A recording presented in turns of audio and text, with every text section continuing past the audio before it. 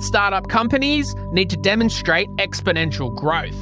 But that's really hard to do, especially if traditional advertising channels slam their door in your face. And it's even harder if you're in a sector that's riddled by stigmas that no one wants to talk about, like sexual health. As a healthcare startup, how do you navigate these constraints to get your message out and help people access vital healthcare services? On the show today is James Sneddon, co-founder of Stigma Health.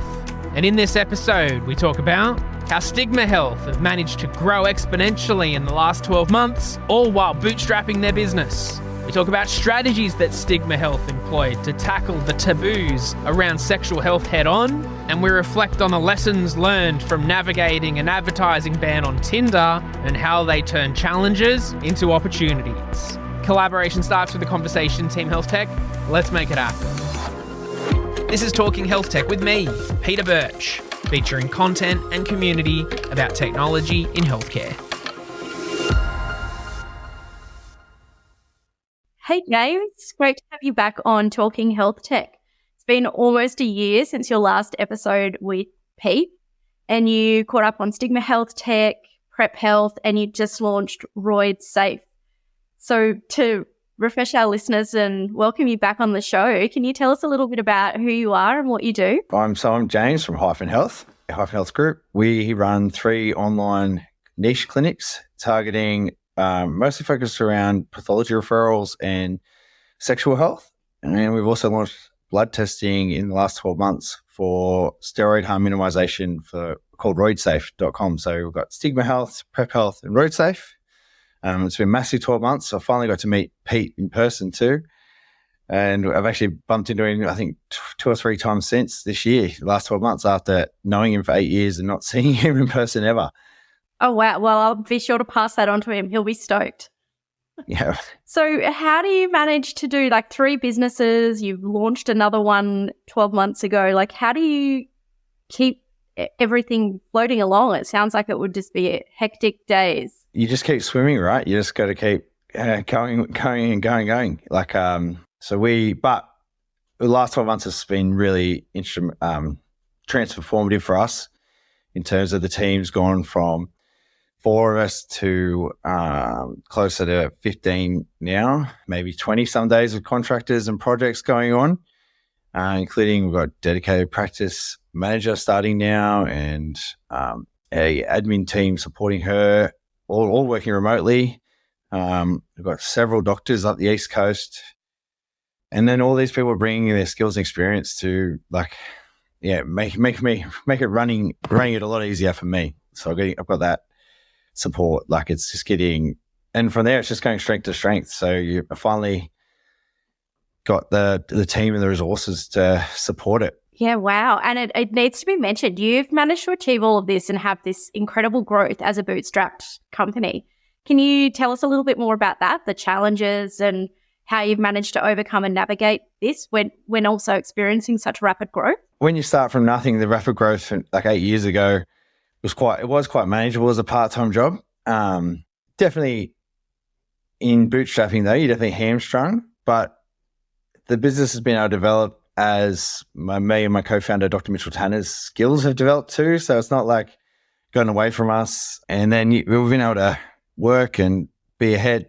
We introduced our product market fit. We'd like to think our first rendition of it anyway. We've definitely got a better view of product market fit now too.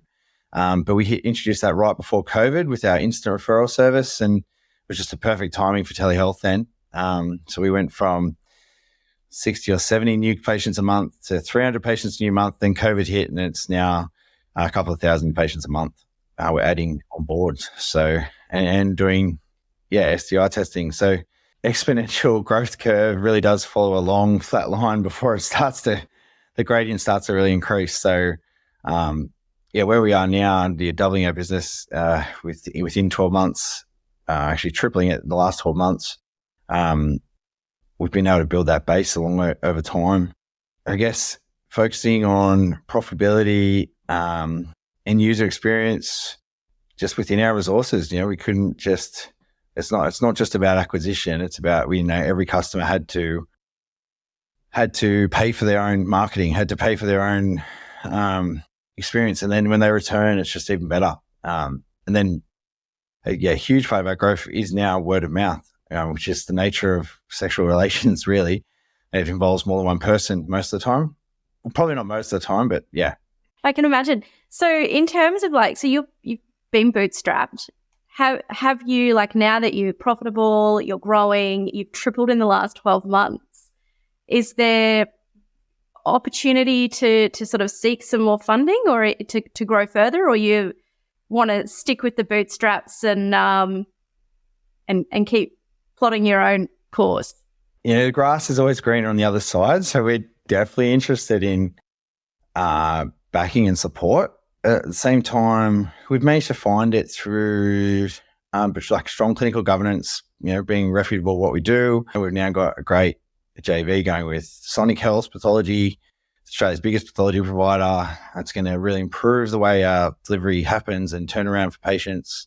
So we managed to get that sort of support without dollars. And that it comes from, I guess, earning the reputation and being there. But yeah, in the last 12 months, we did start exploring investment because we thought, even though those doors were shutting for everyone else, they were, the Pemba partners put out a good article on, it's now the time to invest in camels, not unicorns. And as a survivor, we've been a long way between watering holes. We're definitely a camel.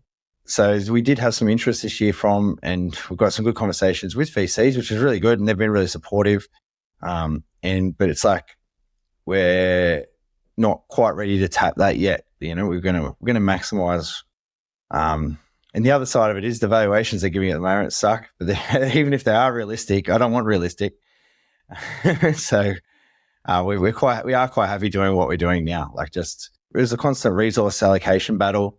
I spent most of this year thinking we need to be looking at channel discovery and just starting to burn that free cash flow on advertising, trying to find out what works, what doesn't. And we know our main channels. We know what's driving our traffic. I thought I needed more, but realistically, as soon as we started to scale again, I started to identify the problems in our systems that, I didn't think would happen until we got to 10 million turnover. So we've got to fix them now to get to the 10 million turnover. So, that constant resource allocation is just part of the problem with bootstrapping, but it's also making a really efficient, lean organization. So there's benefits to both. I haven't seen the benefits of investment other than we did. I do have to say thank you to we received 140 grand of angel investment back in 2021, and those investors were amazing. But really, it didn't touch the sides with what others have been receiving or what we could do. It's funny how I really thought 140 grand could go really far, and it really doesn't when you're building a business. Yeah, I imagine it gets sucked up very, very quickly. Yeah, especially, you become too generous, too quick to hire, I made a lot of mistakes with it. So it was actually, did get us to break even in profitability though. Like I said, did get us to that point. And those mistakes to make, it was a good amount of money to make those mistakes without giving away too much equity too. Yeah. No, amazing. Well, I guess there's always lots of lessons learned in failure and being able to grow and scale with that and implement those changes, and those lessons only make you a stronger company, and in essence, doesn't it? That's exactly how we feel now. Like we are really confident in our space. We feel like we are the market leader. We know we're doing more testing than anyone else online, especially. We're forging these big, strong relationships probably from being a stronger business. So it just takes more. I wouldn't say more effort, actually. I think if you've got investment, you're probably burning the candle on both ends. Broadly speaking, how does Stigma Health tackle the sexual health taboos? We began this journey as looking to be an Uber for doctors because I didn't want to go wait for a doctor. But then we found that doctors don't really want to be on demand. So transitioning away, this is my tangent, sorry, to get to the answer. But we, identified early that sexual health, the patients aren't talking to the doctors about it, or they're not having a good experience when they do. And doctors don't talk to patients about it. Sorry to any doctors listening, but it's just, everyone under 29 should be getting asked, do you need an STI test? And I was never asked. So, and I'm not going to name my doctors here though, but it's just happening. And then they're too busy too. You're going to see them for something else. They can't, they're working to restraints that and demand, and they're not asking that additional questions. And we found that doing it we started solely asynchronously for the first 8 years, and it was what people wanted. They just don't. They quickly fill out a form. They don't put too much personal information down, just enough to get tests they need for asymptomatic testing, and it's been really well received. Like, it's just the convenience of no appointments. You can walk into any pathology company in Australia. Tackling the taboos is just removing those barriers. And we've always kept our costs down. Unfortunately, there's no Medicare funding for asynchronous healthcare, which is understandable, but our testing is covered because it's doctor referred. So we do get to enjoy some benefit for our customers. So cost down, keeping costs down, having the ability to have the conversation without having the conversation, just removing barriers is how we're tackling that stigma, really. And then we're talking about it too. And it's really interesting. Like, even I enjoyed my rugby union silly Sunday last weekend, and found, one of the boys was just openly telling all the other boys who use our service. And I think that's just such a change from 8 years ago. It's just becoming acceptable. So I guess we're tackling it, but it's just becoming, sex positivity is just becoming more normal. So and probably thanks to services like ours, or thanks to even services like Tinder. James, you don't back down from a challenge. I've sort of learned from listening to your previous episodes and what we're about to talk about. From raffling your pub to get your business off the ground to now hacking your way around an advertising ban. Can you tell me your latest challenge and how that played out? Just thinking out of the box, and we've had this challenge for a while. Like, we want to advertise to where people are connecting or looking for relationships. So we've always wanted to advertise on Tinder. 5 years ago, broached the subject with them, but they wouldn't have a bar of it. They said they have nothing to do with sexual relations.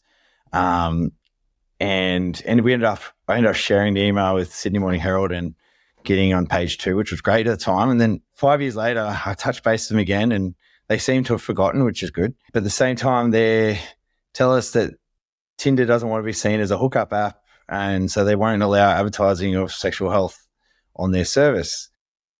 So it's probably a bit late for their reputation they're trying to save, but they won't let us advertise on there. And there's a whole PR campaign that I was starting at the start of the year about rebranding us away from hookup app. But anyway, that's their battle they're choosing to fight. And unfortunately, we couldn't promote sexual health on the probably the perfect platform. And nearly all dating sites are the same. The only one that's really sexually responsible is Grindr. For Tinder, we want to reach the majority of the audience. I think at one stage, 15% of the Australian population was on Tinder.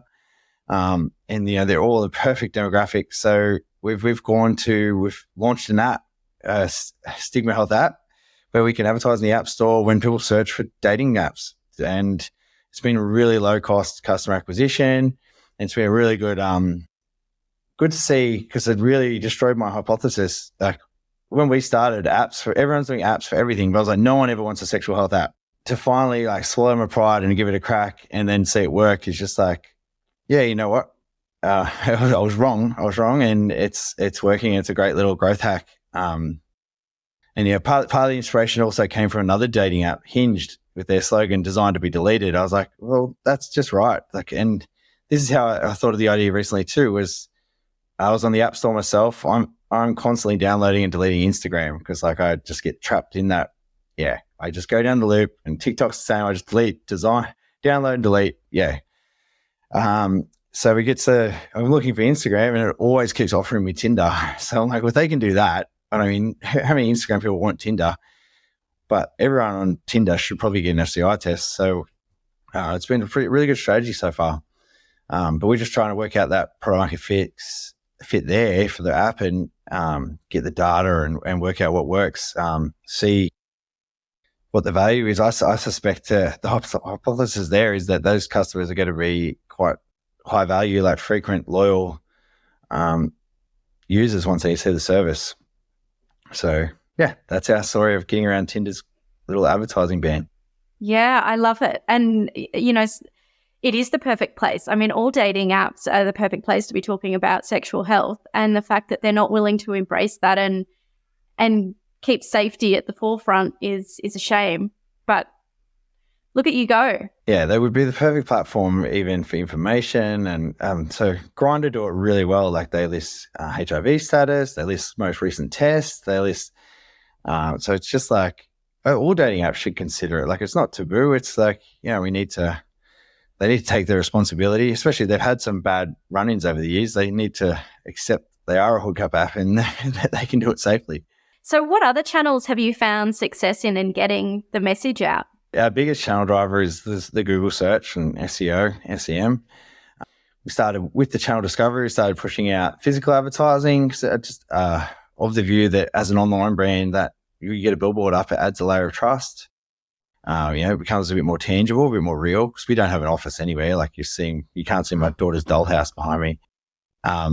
It's been moved out in the hallway actually. So, but now I've told everyone. The physical advertising is something we've been doing. It's something that it's really hard to track or see an obvious change or transformation. And then we've been doing the radio advertising as well, which we did see some spike from, but it's a big cost. But the beauty of these traditional media advertising and marketing is, they're sort of set and forget for a period and then you review later. That's also a downfall, but it's like when we're a small team, booking a bus for 12 months is actually a really affordable way to scale my growth, just adding a bus. But we are attracting from that now. Things like Roid Safe, we've been putting stickers on needle bins in gyms. We're looking to contact coaches. We are exploring some sort of affiliates, which is really hard with healthcare. But we do know, so we support a lot of sex workers in Australia. 6% of our referrals every month go to sex workers and in the adult industry. And a few of them have just put up sexual health promotions on their page, and they've been big drivers of traffic. I mean, they weren't even asked to do that. They're just happy customers trying to support their customers. So that's sort of an accidental discovery, but how do we really promote that and get that on board within constraints on healthcare marketing and promotion? I'm not sure. And then still the biggest thing is word of mouth. And that doesn't cost us. There's no customer acquisition cost there. It's just keep doing a good job and fulfilling service. To give away all the secret sauce. Prep Health is like we've tried all the dating apps for the niche there. People at risk of HIV, men who have sex with men, and more. And it was we just found Grindr, the biggest dating app. It's just the perfect platform. It's actually a great way to update our customers too, because they're on there more than they're reading our messages. And we just found that channel for each of them at the moment. We're not actively doing anything with this new brand, and it's growing 20 to 30% month on month for a year now. Like it's just going. So you don't want to add another channel because we haven't even dealt with what these people want yet. That just seems to be working. And we're trying to respond and gather that data, but we're just, like I said, we're 4 or 5 people still 5 months ago. Before, how long ago was May? 4 months ago. We're still 4 or 5 people, and we're going to that 15 plus now with contractors. And it's probably only now we can start to actually fix the product to the point where we can understand what people actually want. So this week is Sexual Health Awareness Week. Has Stigma Health have you got any messages that you'd like to pop out to the audience, or what we should know about and be aware about this week? We should be campaigning pretty hard. You should see some messages, hopefully, and people just like and share. And I guess you really want, from Sexual Health Awareness Week, we really want just people having that conversation about sexual health and being sex positive, and sharing or telling a friend about services like ours, or about just STI testing, or talk to your kids, talk to your teens. About a month back, we had a great article with Mamma Mia with Dr. Tanner on, when you start, just having that conversation with your kids. And Sexual Health Awareness Week, maybe that's the time to do it at home. If there's any parents listening, we're exploring a number of things, but we haven't got them up in time for this week. But they could be promoting the service for couples, because when we start a new relationship, there's the perfect time to get an STI test, or between relationships, get an STI test. So yeah, Sexual Health Awareness Week is just going to be where we're really just participating for an awareness level now, just trying to be a talking point. So hopefully you'll see some of our antics this week. Yeah, great. And we'll pop a few bits, some links in the show notes, so it's all a little more up to date for our listeners. So lastly, before we wrap up today, I don't know many people that are willing to give their number out to many people at all, but you've given yours to over 30,000 people. Yeah, and not many of them realize it's my personal mobile. Yeah, you got to do things that don't scale. I'm a big fan of that. Have been trying to teleport my number to the system for the team to handle for a month or two now. It just keeps slipping down the priorities. Got to go get another number to start with and tell all the family. But yeah, it's 30,000 people have my number, and I get calls and messages 24 hours a day, particularly on like a Sunday morning. That's when people want to talk about sexual health. But I don't regret it. I've got some great relationships with some of our patients. Others probably just never realize that it's a personal number. I lose messages to friends all the time though when I get responses to broadcast messages, because I message them from my number too. So I'm just like, yeah, you can get a lot of responses sometimes. Yeah, wow, I can imagine. And the message there, like trying things and doing things that don't scale. And I imagine that this one probably just seemed off the cuff, not necessarily that big of a deal when you were first starting out, but now to have got to 30,000 people have your number, it's wild. It's funny that when we started, I registered like 1-800-STIGMA and spent all the money with Telstra phone words, only for a year and a half later to think that was just a waste of money and time. Yeah, it was. So I didn't start with my phone number, but yeah, then we put my number out there. It just was better. Like I just could get that quicker feedback loop.